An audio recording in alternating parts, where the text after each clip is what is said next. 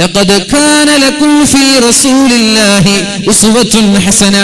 മുഅ്മിനീങ്ങളായ ലിമാ കാന യർജുല്ലാഹ്, അല്ലാഹുവിന്റെ കൂലി ആഗ്രഹിക്കുന്ന ആളുകൾ, ആഖിറത്തിൽ വിജയിക്കണമെന്ന് ആഗ്രഹിക്കുന്ന ആളുകൾ, അവർ ഫോളോ ചെയ്യേണ്ടത്, അവർ പിൻപറ്റേണ്ടത് പരിശുദ്ധ റസൂലുള്ളാഹി സ്വല്ലല്ലാഹു അലൈഹി വസല്ലമ തങ്ങളെയാണ്.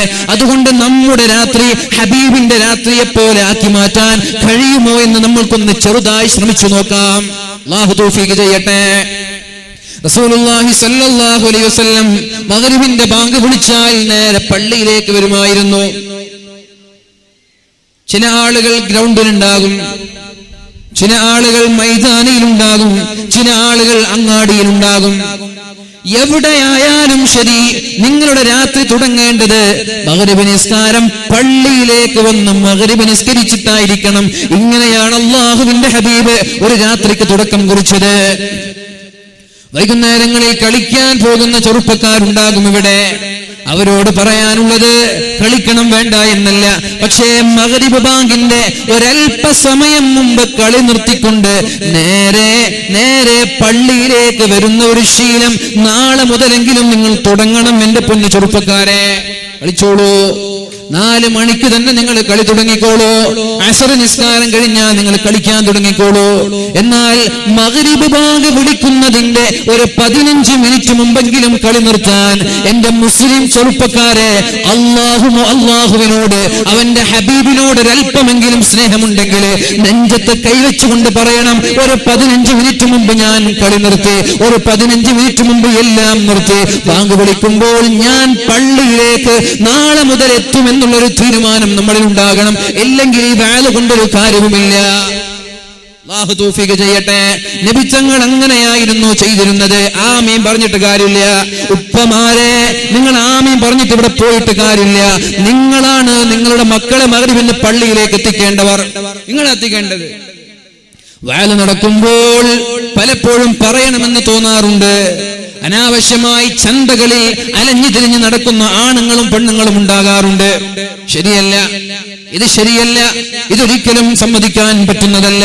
ഇതൊരിക്കലും അനുവദിച്ചു കൊടുക്കേണ്ട വിഷയമല്ല. അതുകൊണ്ട് ഈ വിഷയങ്ങൾ കേൾക്കുന്നവർ പരിശുദ്ധമായ ഉറൂസിന് വരുമ്പോ, മഹാന്മാരുടെ ചാരത്തേക്ക് വരുമ്പോ നല്ല നിയത്തോടെ വഅദ് കേൾക്കണമെന്ന ഉദ്ദേശത്തോടെയാണ് കടന്നു വരേണ്ടത്. പറയുന്നതിൽ നിന്ന് അറിയേണ്ടവർക്ക് അറിഞ്ഞിട്ടുണ്ടാകുമെന്ന് ഞാൻ വിചാരിക്കുന്നു. വേറെ ഒന്നും ഈ വിഷയമായിട്ട് ഞാൻ പറയുന്നില്ല. അല്ലാഹുവിന്റെ മഹാന്മാരുടെ സമീപത്തേക്ക്, ചാരത്തേക്ക് കടന്നു വരുന്നത് ഇൽമ് പഠിക്കാൻ, ദീന് കേൾക്കാൻ നല്ല നിയത്തോടെ ആയിരിക്കണമെന്ന് വളരെ സ്നേഹത്തോടെ എന്റെ പ്രിയപ്പെട്ട ചെറുപ്പക്കാരികളോട്, വളരെ സ്നേഹത്തോടെ എന്റെ പ്രിയപ്പെട്ട ചെറുപ്പക്കാരോട് പറയുകയാണ്. ഇന്ന് അവസാനമാണ്. ഇനി എവിടെ ഉറൂസ് നടക്കുകയാണെങ്കിലും നിയത്ത് മോശമായാൽ അപകടമാകും. നിയത്ത് മോശമായാൽ അത് ഭാവിയിൽ കുരുത്തക്കേട് സംഭവിക്കും. അല്ലാഹു കാക്കട്ടെ.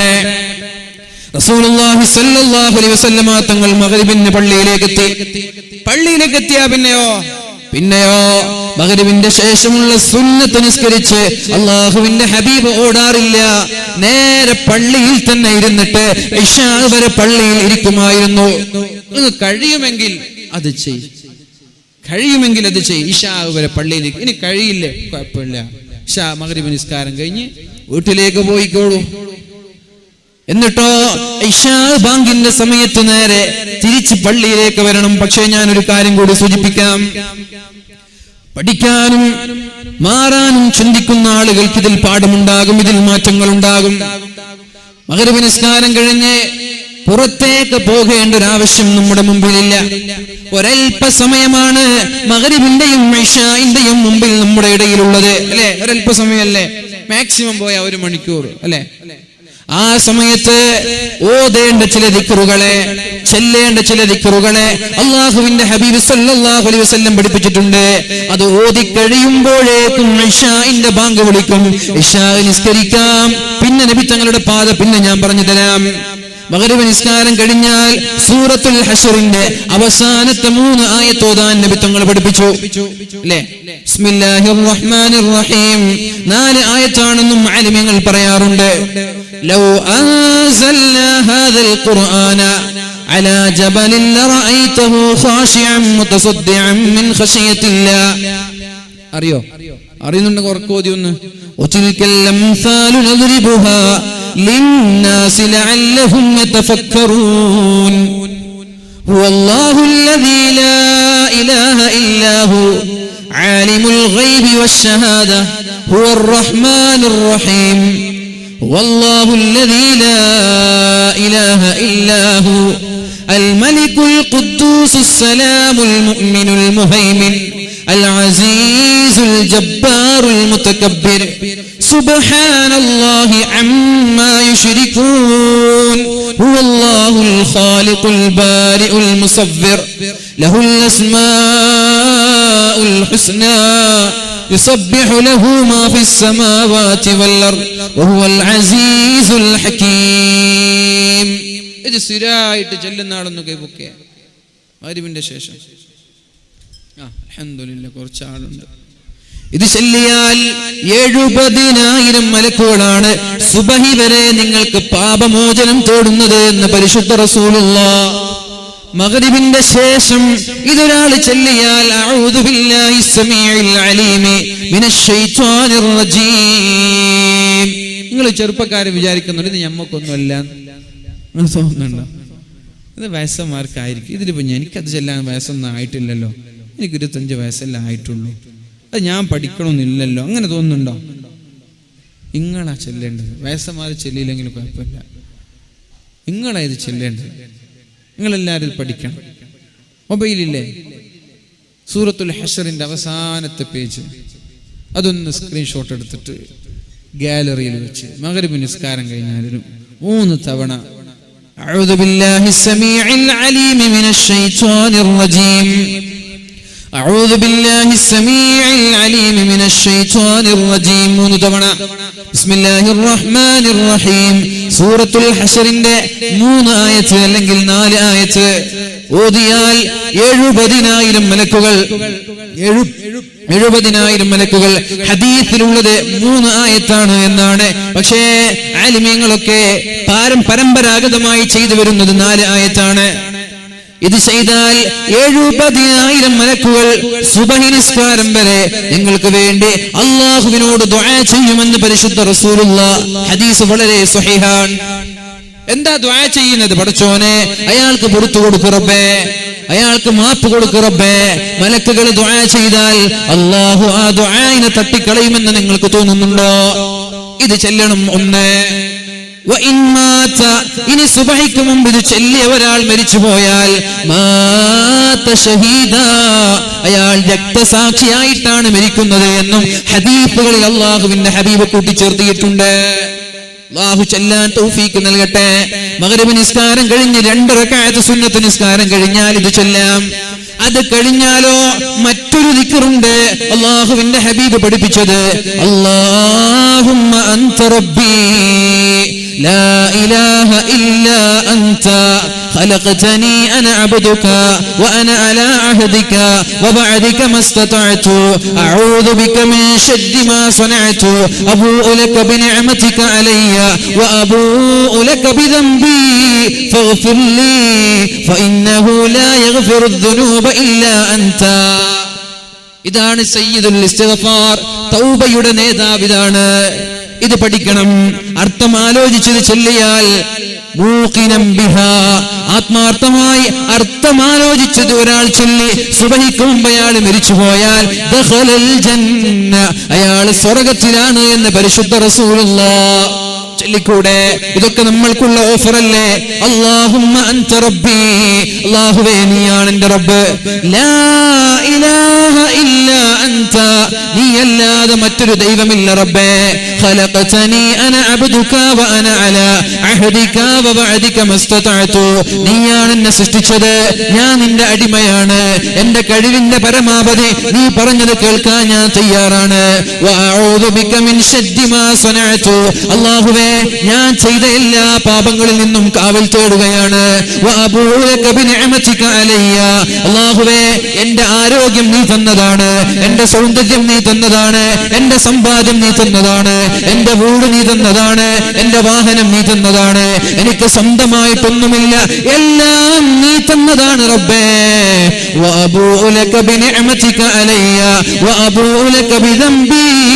അതുകൊണ്ട് ഞാൻ ജീവിതത്തിൽ ചെയ്ത തെറ്റുകൾ ഞാൻ അംഗീകരിക്കുകയാണ്. കള്ള് കുടിച്ചിട്ടില്ല എന്ന് ഞാൻ പറയുന്നില്ല, വ്യഭിചരിച്ചിട്ടില്ല എന്ന് ഞാൻ പറയുന്നില്ല, പ്രണയിച്ചിട്ടില്ല എന്ന് ഞാൻ പറയുന്നില്ല, കഞ്ചാവ് അടിച്ചിട്ടില്ല എന്ന് ഞാൻ പറയുന്നില്ല, മറ്റുള്ളവരെ ആക്രമിച്ചിട്ടില്ല എന്ന് ഞാൻ പറയുന്നില്ല. ഞാൻ ജീവിതത്തിൽ ചെയ്ത എല്ലാ തെറ്റുകളും ഞാൻ അംഗീകരിക്കുകയാണ് റബ്ബേ. അതുകൊണ്ട് നീ എനിക്ക് പൊറുത്തു താ അല്ലാഹ്. ഇത് ചൊല്ലി ഒരാൾ സുബഹിക്ക് മുമ്പേ മരിച്ചു പോയാൽ ദഖലൽ ജന്ന, അയാൾ സ്വർഗ്ഗത്തിലാണ് എന്ന് പരിശുദ്ധ റസൂലുള്ളാഹ് ഇത് ചൊല്ലി സല്ലല്ലാഹു അലൈഹി വസല്ലം. പിന്നെയോ സൂറത്തുൽ മുൽക്ക് പാരായണം ചൊല്ലി ചെയ്യാൻ പറഞ്ഞു. ഹിയൽ മാനിഅ, ഖബറിന്റെ അദാബ് വരാതെ തടയുന്ന വസ്തുവാണ്. അദാബ് വരുമ്പോൾ വരല്ലേ വരല്ലേ എന്ന് പറഞ്ഞ് തടയുമത്രേ ഈ സൂറത്ത്. ശിക്ഷിക്കാൻ വേണ്ടി മുൻകർ നകീറിൽ നിന്ന് അല്ലാഹുവിന്റെ മാലാക്കമാര് വന്നാൽ ഈ സൂറത്ത് അവരെ തടയുമെന്നാണ് പരിശുദ്ധ റസൂലുള്ളാഹ്. ഹിയൽ മുൻജിയ, ഖബറിന്റെ അദാബിൽ നിന്ന് രക്ഷപ്പെടുത്തുമെന്നാണ് പറഞ്ഞത്. ഈ സൂറത്ത് രക്ഷപ്പെടുത്തുമെന്നാണ് പറഞ്ഞത്. പള്ളിയിലിരുന്നിട്ട് തബാറകല്ലദീ ബിയദിഹിൽ മുൽക് വഹുവ അലാ കുല്ലി ഷൈഇൻ ഖദീർ അല്ലദീ ഖലഖൽ മൗത വൽ ഹയാ. പരിശുദ്ധമായ സൂറത്തുൽ മുൽക്ക് പാരായണം ചെയ്യാം ഇൻഷാ അല്ലാഹ്. ഖബറിൽ പേടിക്കാനില്ല. പിന്നെ നബി തങ്ങൾ പഠിപ്പിച്ചു സൂറത്തുൽ വാഖിയ പാരായണം ചെയ്യണം. ലം തുസിബുഹു ഫാഖ, വീട്ടിൽ ദാരിദ്ര്യം ഉണ്ടാവൂല, കുടുംബത്തിൽ ദാരിദ്ര്യം ഉണ്ടാവൂല. മുൽക്ക് കഴിഞ്ഞാൽ വാഖിയ ഓതാം, അത് കഴിഞ്ഞാൽ ഒരു 100 ഇസ്തിഗ്ഫാർ ചൊല്ലാം. 100 ഇസ്തിഗ്ഫാർ നിങ്ങളിൽ തൂബാ ലിമൻ വജദ ഫീ സ്വഹീഫതിഹി ഇസ്തിഗ്ഫാറൻ കസീറാ. മഹദിയായ ആയിഷ ബീവി റളിയല്ലാഹു അൻഹാ പറഞ്ഞതാണ്, ഒരാളുടെ ഏടിൽ നന്മ എഴുതി വെക്കുന്ന ഏടിൽ ഇസ്തിഗ്ഫാർ കൂടുതൽ കണ്ടാൽ അയാൾക്ക് നാളെ പേടിക്കാനില്ല എന്ന് മഹദിയായ ആയിഷ ബീവി റളിയല്ലാഹു അൻഹാ. അതുകൊണ്ട് വാഖിയ കഴിഞ്ഞാൽ ഒരു 100 ഇസ്തിഗ്ഫാർ ചൊല്ലാം. ഇസ്തഗ്ഫിറൂ റബ്ബക്കും ഇന്നഹു കാന ഗഫാറാ യുർസിലിസ് സമാഅ അലൈക്കും മിദ്റാറാ. നിങ്ങൾ ഇസ്തിഗ്ഫാർ ചൊല്ലുക. ഇസ്തിഗ്ഫാർ ചൊല്ലിയാൽ നിങ്ങൾക്കെല്ലാം ഞാൻ പുറത്തു തരും. യുർസിലിസ് സമാഅ അലൈക്കും മിദ്റാറാ, നിങ്ങൾക്ക് കോരിച്ചൊരിയുന്ന മഴ തരും. വയുംദിദുകും ബിഅംവാലിൻ വബനീൻ വയജ്അൽ ലക്കും അൻഹാറാ. നിങ്ങൾക്ക് അല്ലാഹു തആല സമ്പാദ്യങ്ങൾ നൽകും, സന്താനങ്ങൾ നൽകും, അരുവികളിൽ വെള്ളം നൽകും. അതുപോലെ തന്നെ നിങ്ങളുടെ കൃഷികളിൽ ബറക്കത്ത് ചെയ്യും. നിങ്ങൾ നന്നായി ഇസ്തിഗ്ഫാർ ചൊല്ലണമെന്ന് പരിശുദ്ധ ഖുർആൻ. ഒരു 100 ഇസ്തിഗ്ഫാർ. അത് കഴിഞ്ഞാലോ ഒരു 100 സ്വലാത്ത്. ഒരു 100 സ്വലാത്ത്. അപ്പോഴേക്കും നമ്മുടെ മുഅദ്ദിൻ ബാങ്ക് വിളിക്കും. ഇപ്പൊ സമയം ടൈം പാസ്സായില്ലേ? ടൈം പാസ്സായില്ലേ? നിങ്ങൾ ടൈം പാസ് ആവാത്ത പ്രശ്നമുള്ള പള്ളിയിൽ ഇരിക്കുമ്പോ ഇത് നിങ്ങൾ ഓതി കഴിയുമ്പോഴേക്കും പള്ളിയിൽ നിന്ന് ബാങ്ക് വിളിക്കും. അപ്പൊ ഇശാ നിസ്കരിച്ചു. ഇശാ നിസ്കാരം കഴിഞ്ഞാൽ സുന്നത്ത് നിസ്കരിക്കുന്നത് അല്ലാഹുവിന്റെ ഹബീബ് വീട്ടിൽ പോയിട്ടായിരുന്നു. ഇനി ഇത് കഴിയുന്നവർ ഇത് ചെയ്യണം. ഇത് കഴിയാത്ത ആളുകളാണെങ്കിൽ വീട്ടിലേക്ക് പോകണം, ക്ലബിലേക്കല്ല. മഗ്രിബ് നിസ്കാരം കഴിഞ്ഞാൽ ക്ലബിലേക്കല്ല പോകേണ്ടത് വീട്ടിലേക്കാണ്. അങ്ങാടികളിലേക്കല്ല പോവേണ്ടത് വീട്ടിലേക്കാണ്. എന്നിട്ട് വീട്ടിൽ നിന്ന് ഉമ്മയുടെ കൂടെ, ജ്യേഷ്ഠാനുജന്മാരുടെ കൂടെ ഒന്നിച്ചിരുന്ന് ഖുർആൻ ഓതണം. ഈ പറഞ്ഞതെല്ലാം വീട്ടിൽ വെച്ച് ഓതിയേക്ക്. അത് കഴിഞ്ഞാൽ നേരെ ഇശാഇന്റെ സമയമാകുമ്പോൾ പള്ളിയിലേക്ക് വരണം. ഇത് പകർത്താനാണ് ഞാൻ പറയുന്നത്, വെറുതെ പറഞ്ഞു പോയിട്ട് കാര്യമില്ല. എത്ര വാദകൾ ഇങ്ങനെ കഴിഞ്ഞു പോയി എന്റെ ചെറുപ്പക്കാരെ, എത്ര വാദ കഴിഞ്ഞു പോയി. നാളെ നരകത്തിലേക്ക് കൂട്ടമായി വലിച്ചെറിയുമ്പോ മലക്കുകൾ ചോദിക്കുന്നത് خزنتها ألم يأتكم نذير سألهم خزنتها ألم يأتكم نذير നരകത്തിന്റെ കാവൽക്കാരനായ മഹാനായ മാലിക് അലൈഹിസ്സലാം ചോദിക്കുന്നത്, നിങ്ങൾക്ക് മുന്നറിയിപ്പ് നൽകാൻ ആളുകൾ വന്നിട്ടില്ലേ? വഅദ് പറഞ്ഞു തരാൻ ആളുകൾ വന്നിട്ടില്ലേ? കാര്യങ്ങൾ പഠിപ്പിച്ചു തരാൻ ആളുകൾ വന്നിട്ടില്ലേ? ഖാലൂ ബലാ, ഖാലൂ ബലാ, അതേ വന്നിട്ടുണ്ട്. ഫകദ്ദബ്നാ, അവരെ പറഞ്ഞത് കേൾക്കാൻ ഞങ്ങൾ തയ്യാറായില്ല. വഖാലൂ ലൗ കുന്നാ നസ്മഉ ഔ നഅഖിലു മാ കുന്നാ ഫീ അസ്ഹാബിസ് സഈർ, അവർ പറഞ്ഞിരുന്നത് ഞങ്ങൾ കേട്ടിരുന്നെങ്കിൽ ഇന്ന് ഞങ്ങൾ നരകത്തിൽ കിടക്കുമായിരുന്നില്ല. ക്ലബിലേക്ക് പോകല്ല എന്ന് പറഞ്ഞപ്പോ എന്തോ ഒരു ആത്മഹത്യ ചെയ്യാൻ പറഞ്ഞതുപോലെയാണ് നമ്മുടെ ചെറുപ്പക്കാർക്ക് ഫീൽ ചെയ്തത്. സീരിയൽ കാണില്ലേ എന്ന് പറഞ്ഞപ്പോ നമ്മുടെ ചെറുപ്പക്കാരികൾക്ക് എന്തോ കൊല്ലുന്ന അനുഭവമാണ് ഫീൽ ചെയ്തത്. ഞങ്ങളത് കേട്ടില്ല മാലിക്കേ, ഞങ്ങളത് കേട്ടിരുന്നെങ്കിൽ ലൗ കുന്നാ നസ്മഉ ഔ നഅഖിലു മാ കുന്നാ ഫീ അസ്ഹാബിസ് സഈർ, ഇന്ന് ഈ നരകത്തിന്റെ ഭയാനകമായ കുഴിയിലേക്ക് വീഴേണ്ട ദയനീയമായ അവസ്ഥ ഞങ്ങൾക്കുണ്ടാവൂല എന്ന് നരകത്തിലേക്കാക്കുന്ന മലക്കുകളോട് നരകാവകാശികൾ പറയുമെന്ന് പരിശുദ്ധ സൂറത്തു തബാറകയിലെ സൂറത്തുൽ മുൽക്കിലെ ആയത്തുകൾ പഠിപ്പിക്കുകയാണ്. അതുകൊണ്ട് ഞങ്ങൾ അറിഞ്ഞിട്ടില്ല, ഞങ്ങൾ കേട്ടിട്ടില്ല എന്ന് പറയാൻ ഞങ്ങളുടെ മുമ്പിൽ ഒരാളുടെ മുമ്പിലും ഒരു എക്സ്ക്യൂസ് ഇല്ല. അതുകൊണ്ട് പൊന്നാര ചെറുപ്പക്കാരോട് നാളെ മുതൽ ഒന്ന് ബോധപൂർവം ഈ വിഷയങ്ങളിൽ ഗൗരവത്തോടെ പരിഗണിക്കണമെന്ന് ഒന്നും കൂടി ഞാൻ ഉണർത്തുകയാണ്. ഉമ്മമാർ, നിങ്ങളാണ് ഈ വിഷയത്തിൽ ശ്രദ്ധിക്കേണ്ടത്. പരിശുദ്ധ റസൂലുള്ളാഹി സ്വല്ലല്ലാഹു അലൈഹി വസല്ലമ തങ്ങൾ മഗ്രിബ് നിസ്കാരം കഴിഞ്ഞാൽ ഇശാ വരെ പള്ളിയിൽ നിൽക്കുമായിരുന്നു. ഇശാ നിസ്കാരത്തിന്റെ ജമാഅത്ത് കഴിഞ്ഞാൽ നേരെ പള്ളിയിൽ നിന്ന് വീട്ടിലേക്ക് പോകുമായിരുന്നു. ഫയുസല്ലി റകഅതൈൻ, അല്ലാഹുവിന്റെ ഹബീബ് 2 റകഅത്ത് സുന്നത്ത് നിസ്കരിക്കും വീട്ടിൽ പോയിട്ട്. അപ്പൊ സുന്നത്ത് നിസ്കാരം വീട്ടിൽ വെച്ചല്ല നിസ്കരിക്കുന്നത്. ഇശാഇന്റെ ജമാഅത്ത് കഴിഞ്ഞ നേരെ പോയിട്ട് വീട്ടിൽ നിസ്കരിക്കുക സുന്നത്ത്. അതെന്തേ? ഫർള് നിസ്കരിക്കുന്നത് കാണുമ്പോ ആൾക്കാർ വന്നിട്ട് ഓ എന്തൊരു സൂഫിയാണ് അയാളെന്ന് പറയില്ല. മനസ്സിലായില്ലേ? നമ്മളിവിടെ വന്നിട്ട് ഫർള് നിസ്കരിക്കുകയാണ്. അപ്പൊ ആളുകൾ വന്നിട്ട് പഠിച്ചു എന്തൊരു മനുഷ്യനയാള്, ഇയാൾ നിസ്കരിക്കുന്നത് കാണുന്നില്ല, ഒരാളും പറയില്ല. കാരണം ഇയാൾ ഫർളാ നിസ്കരിക്കുന്നത്. അതിനു പകരം രാത്രി തഹജ്ജുദ് നിസ്കരിക്കാൻ വേണ്ടി വളരെ നേരത്തെ എണീറ്റ് പള്ളിയിൽ വന്നിട്ട് നിസ്കരിക്കുന്ന വിവരം അറിഞ്ഞാല് മാഷാ അല്ലാഹ് അയാൾ ഭയങ്കര സംഭവം കേട്ടോ, അയാള് തഹജ്ജുദൊക്കെ നിസ്കരിക്കുന്നുണ്ട് കേട്ടോ, അങ്ങനെ പറയും. അതുകൊണ്ട് സുന്നത്ത് നിങ്ങൾ ആളുകൾ കാണുന്ന രീതിയിൽ നിസ്കരിക്കണ്ട, അത് വീട്ടിൽ വെച്ച് നിസ്കരിക്കുക. ഫർളോ അത് പരസ്യമായിട്ട് നിസ്കരിച്ചോളൂ. പരിശുദ്ധ റസൂലുള്ളാഹി സ്വല്ലല്ലാഹു അലൈഹി വസല്ലം ഇശാ നിസ്കാരം കഴിഞ്ഞാൽ നേരെ വീട്ടിലേക്ക് പോയി 2 റകഅത്ത് സുന്നത്ത് നിസ്കരിക്കുമായിരുന്നു. ഇനി കേൾക്കണം എന്റെ ചെറുപ്പക്കാർ.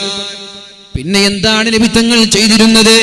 പിന്നെ ഭാര്യമാരെ വിളിച്ചിട്ട് അവരോട് തമാശകൾ പറയുമായിരുന്നു, അവരോട് കഥകൾ പറയും, അവരുമായി കുശലാന്വേഷണങ്ങൾ നടത്തും, അവരുമായി ഒരുപാട് സമയം പ്രണയവാക്കുകൾ, സ്നേഹത്തിന്റെ വാക്കുകൾ, സമാധാനത്തിന്റെ വാക്കുകൾ, ഒരുപാട് സമയം അവരുമായി അല്ലാഹുവിന്റെ ഹബീബായ റസൂലുള്ളാഹി സ്വല്ലല്ലാഹു അലൈഹി വസല്ലമ തങ്ങൾ സംസാരിച്ചിരിക്കുമായിരുന്നു.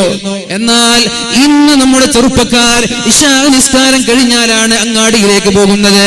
ഫാസ്റ്റ് ഫുഡ് അടിക്കാൻ, ഭക്ഷണം കഴിക്കാൻ, ജ്യൂസ് കഴിക്കാൻ, അതുപോലെ ക്ലബിൽ ഇരുന്നിട്ട് ക്യാരംസ് ചുട്ടാൻ, അതുപോലെ വെറുതെ ഒരാവശ്യമില്ലാതെ സംസാരിച്ചിരിക്കാൻ വേണ്ടി നമ്മുടെ ചെറുപ്പക്കാർ ഇശാ നിസ്കാരം കഴിഞ്ഞാൽ പോവുകയാണ്.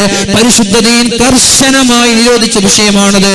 ഇശാ നിസ്കാരം കഴിഞ്ഞാൽ സംസാരിക്കാൻ പാടില്ല. ആരോടല്ലാതെ 2 പേരോടാണ് സംസാരിക്കാൻ അനുവദിച്ചിട്ടുള്ളത്. ഒന്ന് വീട്ടിലുള്ള നമ്മുടെ ഭാര്യയോട്, മക്കളോട്. 2 എന്തെങ്കിലും പ്രശ്നങ്ങൾ ഉണ്ടെങ്കിൽ ആ പ്രശ്നങ്ങളെ പരിഹരിക്കാനുള്ള മസ്ലഹത്തിന്റെ ചർച്ചയ്ക്ക് വേണ്ടി സംസാരിക്കാം. വേറെ ഒരു സംസാരവും ഇശാ നിസ്കാരം കഴിഞ്ഞാൽ പാടില്ല എന്നാണ് പരിശുദ്ധ ദീൻ നമ്മോട് പഠിപ്പിച്ചു തന്നത്. പിന്നെ എങ്ങനെയാണ് ക്ലബിൽ ഇരുന്നിട്ട് സംസാരിക്കുന്നതിനെ ന്യായീകരിക്കുക? കല്യാണം കഴിഞ്ഞ ചെറുപ്പക്കാരെ, കല്യാണം കഴിഞ്ഞിട്ട് ഇശാ നിസ്കാരം കഴിഞ്ഞിട്ട് ചങ്ങാതിമാരുടെ കൂടെ കറങ്ങി നടക്കാൻ നിൽക്കരുത്. വീട്ടിൽ വന്നിട്ട് നിങ്ങളുടെ ഭാര്യയുടെ കൂടെ സമയം ചെലവഴിക്കേണ്ട സമയമാണത്. ഭാര്യയുടെ കൂടെ തമാശ പറയേണ്ട സമയമാണത്. രാവിലെ മുതൽ വൈകുന്നേരം വരെ വല്ല ബിസിനസ്സും ജോലിയും കാരണം നീ തിരക്കിലായിരിക്കും. ആ നിനക്ക് അല്ലാഹു തആല രാത്രിയെ തന്നത് ആശ്വാസമായിട്ടാണ്.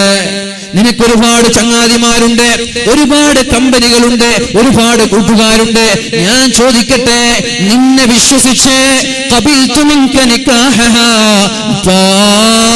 നിങ്ങളുടെ മകളെ ഞാൻ സ്വീകരിച്ചു എന്ന് പറയുമ്പോ നിങ്ങളുടെ കൈയും പിടിച്ച് വിശ്വാസത്തോടെ നിങ്ങളുടെ വീട്ടിൽ നിന്നിറങ്ങി വന്ന മക്കളെ, വീട്ടിൽ നിന്നിറങ്ങി വന്ന ഭാര്യയെ നിങ്ങളുടെ വീട്ടിൽ 4 ചുവരുകൾക്കകത്തളങ്ങളിൽ ഏകയാക്കി ഒറ്റയ്ക്കാക്കി ഏകാന്തയാക്കി ഇരുത്തിയിട്ട് ചങ്ങാതിമാരുടെ കറങ്ങാൻ പോകുന്നത് എങ്ങനെയാണ് ചെറുപ്പക്കാരെ പരിശുദ്ധ ദീൻ വെച്ച് നിങ്ങൾക്ക് ന്യായീകരിക്കാൻ കഴിയുന്നത്? നിങ്ങൾക്ക് കുറെ ചങ്ങായിമാരുണ്ട്, തമാശ പറയാനും കൂട്ടുകൂടാനും സംസാരിക്കാനും. നിങ്ങളുടെ ഭാര്യമാരുടെ അവസ്ഥ എന്താ? അവര് പുറത്തിറങ്ങി നടക്കുന്ന ആളല്ല, അവര് വീടിന്റെ 4 ചുവരുകൾക്ക് അകത്തളങ്ങളിലാണ്. വാ, ഇശാ നിസ്കാരം കഴിഞ്ഞിട്ട് വീട്ടിൽ കയറി പുറത്തു പോയി നടക്കല്ല. പോവാണെങ്കിൽ ഭാര്യയും കൂട്ടിട്ട് പോ. എന്താ നമ്മുടെ ഒക്കെ നാട്ടിന്റെ കഥ? കല്യാണം കഴിഞ്ഞവരാണ് ഏറ്റവും ലാസ്റ്റ് വരുന്നത്. കാരണം എന്താ? വീട്ടിൽ വന്ന പടച്ചോനെ ഈ പെണ്ണിന്റെ കേൾക്കണ്ടേ അല്ലേ, എന്തൊക്കെ ആയിരിക്കും കേൾക്കാനുണ്ടാവുക. അതുകൊണ്ട് പെണ്ണ് ഉറങ്ങിയ ശേഷം പോവാം, എല്ലാം അറിയാതെ പോയിട്ട് ഇപ്പുറത്ത് കിടന്നുറങ്ങാൻ. നല്ല ബന്ധാണ്. ഇങ്ങനെ ആയിരുന്നോ തുടക്കത്തിലും? ഇങ്ങനെ തന്നെ ആയിരുന്നോ? ആദ്യം കല്യാണം കഴിച്ച് കൊണ്ടുവരുമ്പോഴും ഇങ്ങനെ തന്നെ ആയിരുന്നോ? എന്തേ ആവേശം ഇപ്പോഴില്ലാതെ പോയത്? ഇതിന് കാരണമുണ്ട്, വെറുതെയല്ല. ومن أعرض عن ذكري فإن له معيشة ضنكا. അല്ലാഹുവിന്റെ ദീൻ മറന്ന് ജീവിച്ചാൽ അവർക്ക് അല്ലാഹു സമാധാനം തരൂല എന്നാണ് പരിശുദ്ധ ഖുർആൻ പറഞ്ഞത്. ഭാര്യയിൽ നിന്ന് സമാധാനം കിട്ടൂല. ഇനി സമാധാനം കിട്ടിയാലും കിട്ടിയില്ലേലും നിങ്ങൾ ഇശാ നിസ്കാരം കഴിഞ്ഞാൽ, കല്യാണം കഴിഞ്ഞവരാണെങ്കിൽ നേരെ വീട്ടിലേക്ക് വന്നിട്ട് ഭാര്യമാരോട് കുശലം പറയാനുള്ള സമയമാണ് എന്നാണ് അല്ലാഹുവിന്റെ ഹബീബ് ജീവിതത്തിൽ നിന്ന് നമ്മൾക്ക് പഠിപ്പിച്ചു തന്നത്. ഞങ്ങൾ കല്യാണം കഴിയാത്ത ബാച്ചിലേഴ്സ് നമുക്ക് കറങ്ങാലോ. ആരാ പറഞ്ഞത്? കല്യാണം കഴിയാത്ത ആളുകളെ വീട്ടിലേക്ക് കൊണ്ടുവരാൻ ആ വീട്ടിലെ രക്ഷിതാവിന്റെ കടമയാണ്, ആ വീട്ടിലെ ഉപ്പയുടെ കടമയാണ്.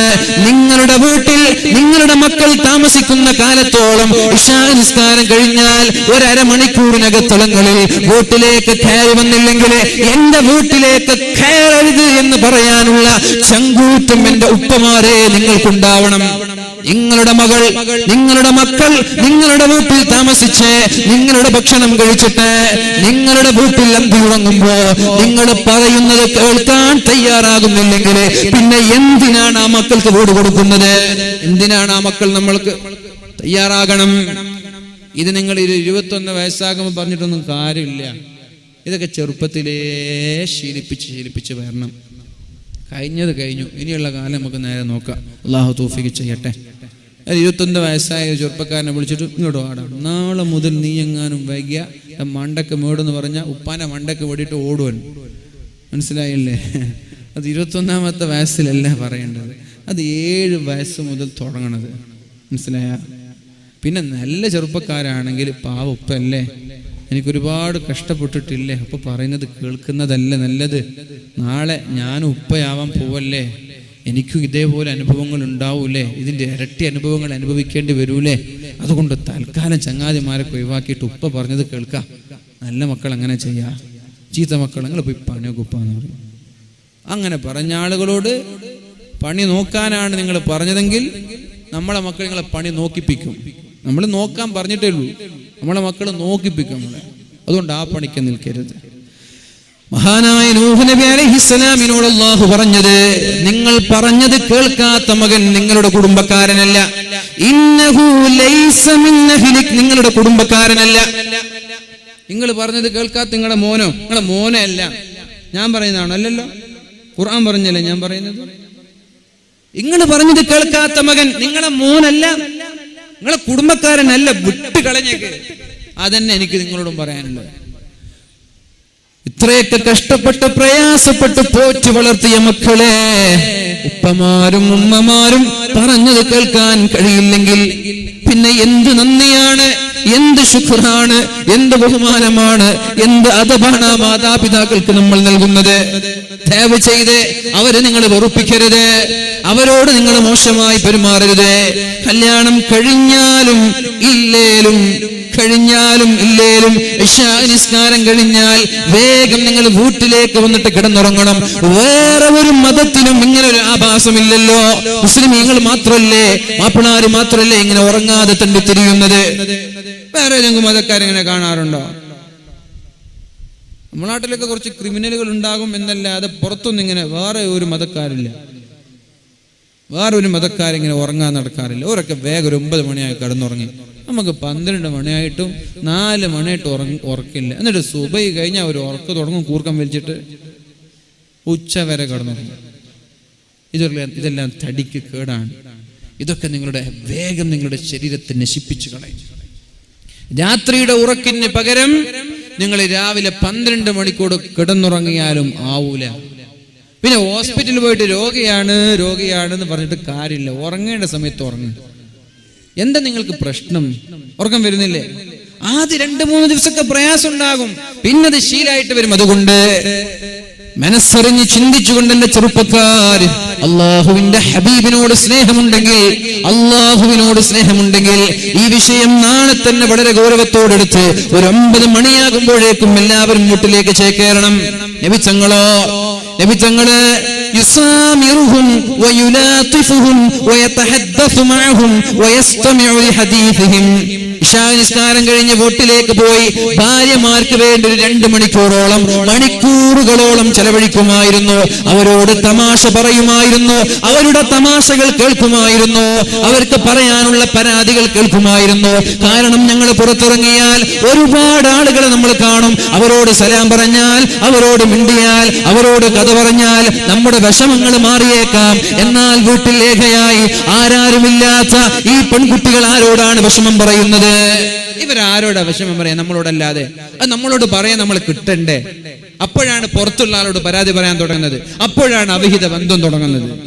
അതുകൊണ്ട് അവർക്ക് സമാധാനത്തോടെ വിഷമങ്ങൾ പറയാനുണ്ടാകും, അത് നമ്മൾ കേട്ടുകൊടുക്കണം. നബി തങ്ങളെ കുറിച്ച് പറഞ്ഞത് അവരുടെ കുറുമ്പുകൾ കേൾക്കാൻ, അവരുടെ കുശുമ്പുകൾ കേൾക്കാൻ, അവരുടെ പരാതികൾ കേൾക്കാൻ അള്ളാഹുവിന്റെ ഹബീബ് തയ്യാറാകുമായിരുന്നു എന്നാണ് മഹാന്മാരായ സ്വഹാബാക്കൾ പഠിപ്പിക്കുന്നത്. മഹാനായ ഇബ്നു അബ്ബാസ് റളിയല്ലാഹു അൻഹു പറയുന്നുണ്ട്, ഞാനൊരു ദിവസം എന്റെ അമ്മായിയായ മൈമൂന റളിയല്ലാഹു അൻഹയുടെ വീട്ടിൽ താമസിച്ചപ്പോ, ഞാൻ ചെറിയ കുട്ടിയാണ്.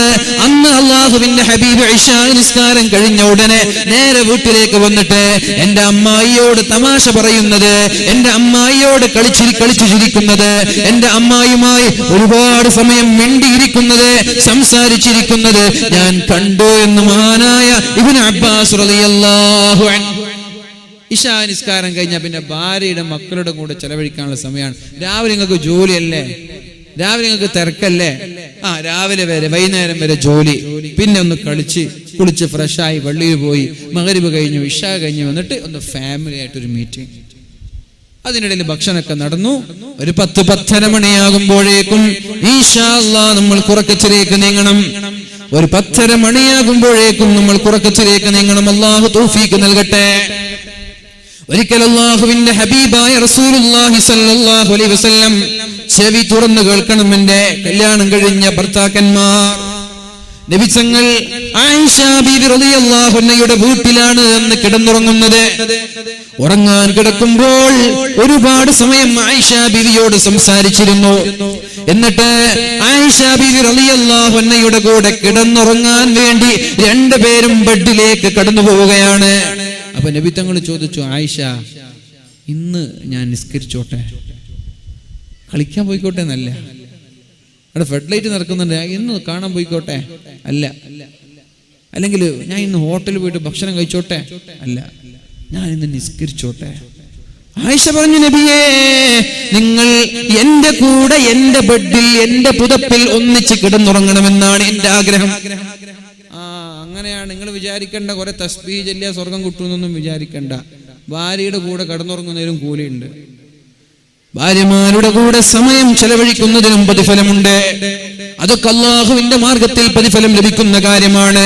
ഭാര്യമാരുടെ ഹക്ക് വീട്ടിക്കൊടുക്കാതെ നിങ്ങൾ എത്ര സുജൂദിൽ കിടന്നാലും അല്ലാഹുവിന് ആ സുജൂദിന്റെ ആവശ്യമേ ഇല്ല.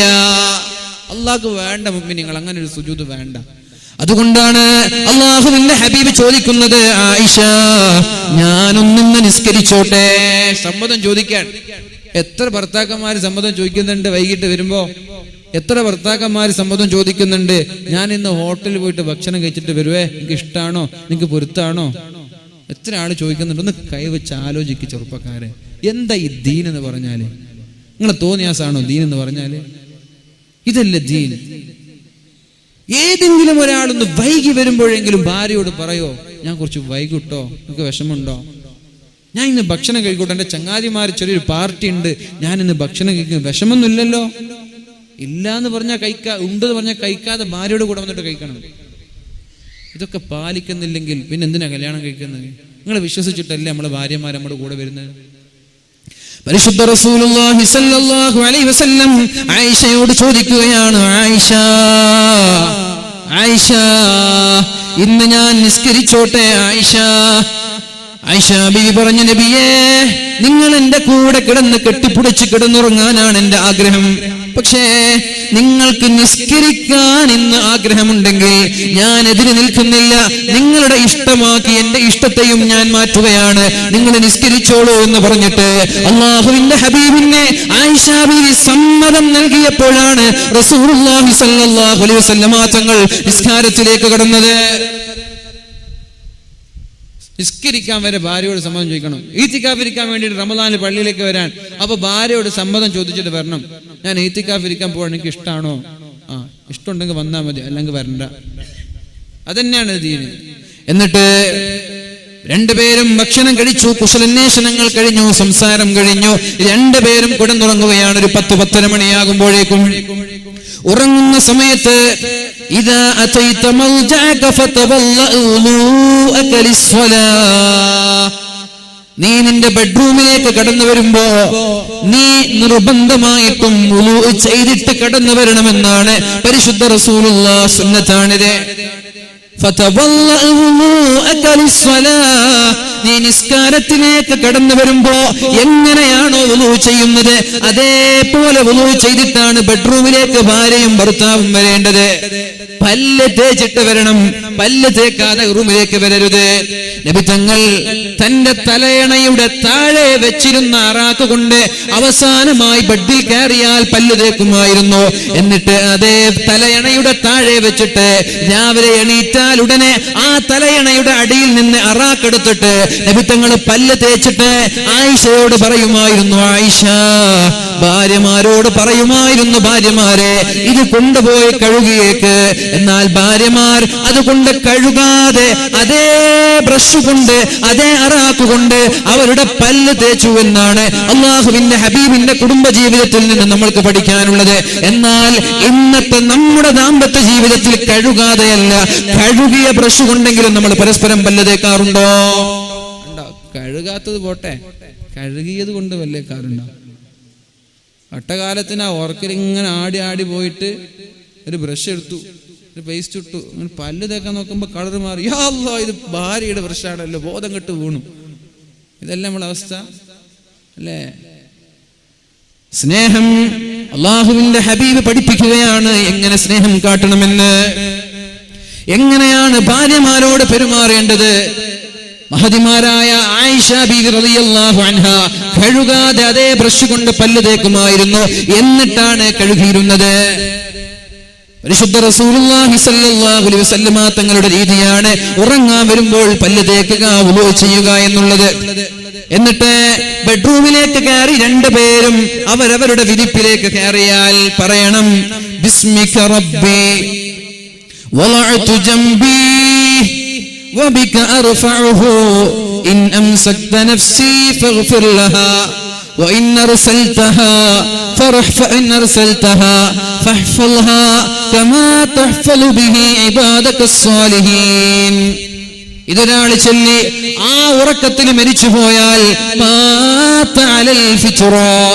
നല്ല 1.5 മരണമാണ് എന്ന് പരിശുദ്ധ റസൂലുള്ളാഹ്. ഇത് ചൊല്ലിയിട്ട് ഒരാൾക്ക് ആ ഉറക്കത്തിൽ മരിച്ചു പോയാൽ രക്ഷപ്പെട്ടു അയാൾ. ബക്കറ്റ് ഉണ്ട് ഇവിടെ? ഓയ് ഉണ്ടാ, ബക്കറ്റിന്റെ വേഗം കൊടുത്തോളി. ഉറക്കം വന്നാൽ പിന്നെ നോട്ടൊക്കെ മാറിപ്പോ. 2000 20 രൂപ ഇടും, അങ്ങനെ വേഗം ഇപ്പന്നെ കൊടുത്തോളി. ഇപ്പൊ ചിലപ്പോൾ 20ന്റെ 2000 ഇട്ടേക്കാം അല്ലേ? അല്ല, ഉറക്കം വരുമ്പോൾ കൊണ്ടുവരുന്ന നല്ലത്. 20 രൂപയെന്ന് വിചാരിച്ചിട്ട് മെല്ലെ 2000 എടുത്ത് ഇട്ടാലോ? ഏതായാലും ഇപ്പന്നെ കൊടുത്തോളി, ഉറക്കം വന്നാലും വന്നില്ലേലും. അള്ളാഹു തൗഫീഖ് ചെയ്യട്ടെ. മുസാഫത്തുണ്ടോ? ബക്കറ്റില്ലേ? അതിപ്പോ വേണ്ട, ഇപ്പൊ അതിൻ്റെ ഇടയിൽ മുസാഫത്തൊന്നും വേണ്ട. അപ്പോ ഉറങ്ങാൻ കിടക്കുമ്പോ നമ്മൾ പറയണം ബിസ്മിക റബ്ബി, അല്ലാഹുവേ നിന്റെ നാമം കൊണ്ട് ഞാൻ ഉറങ്ങുകയാണ്. വബിക അർഫഉഹു, ഞാൻ നിന്റെ നാമം കൊണ്ട് തന്നെയാണ് നാളെ ഉണരുന്നതും. ഇന്നംസക്ത നഫ്സി ഫഗ്ഫിർ ലഹാ, ഉറക്കം എന്ന് പറയുന്നത് മരണത്തിന്റെ ഒരു ഭാഗമാണ്. എന്താണോ മരണം അത് തന്നെയാണ് ഉറക്കം. മരണം എന്ന് പറഞ്ഞാൽ എന്താ? നമ്മുടെ റൂഹ് ഇസ്രായേൽ കൊണ്ടുപോവാ. ഉറക്കം എന്ന് പറഞ്ഞാൽ എന്താ? കണ്ണ് ചിമ്മലോടുകൂടി റൂഹ് കൊണ്ടുപോയി ആകാശത്തേക്ക്. റൂഹ് റബ്ബിന്റെ അടുത്താണ്. മരണം തന്നെയാണ്. പിന്നെയോ ആ റൂഹ് കൊണ്ടുപോയി അള്ളാഹുവിനോട് പറയാണ്, അള്ളാഹുവേ ഇന്നംസക്ത നഫ്സി ഫഗ്ഫിർ ലഹാ, എന്റെ ആത്മാവിനെ തിരിച്ചേക്കാതെ നീ എവിടെ തന്നെ വെക്കുകയാണെങ്കിൽ, എന്റെ ആത്മാവിനെ തിരിച്ചേക്കാതെ നീ എവിടെ തന്നെ പിടിച്ചു വെക്കുകയാണെങ്കിൽ, അഥവാ ഈ ഉറക്കത്തിൽ കിടന്ന് ഞാൻ മരിച്ചുപോയാൽ എന്റെ എല്ലാ പാപങ്ങളും നീ പൊറുത്തു താ അല്ലാഹ്. ഇനി ഞാൻ നാളെ ജീവിക്കുമോ എന്നറിയില്ല, അതുകൊണ്ട് എന്റെ എല്ലാ പാപങ്ങളും നീ പൊറുത്തു താ അല്ലാഹ്. ഇനി നീ എന്നെ മരിപ്പിക്കുന്നില്ല, എന്റെ ആത്മാവിനെ തിരിച്ചു കൊണ്ടുവരികയാണ്.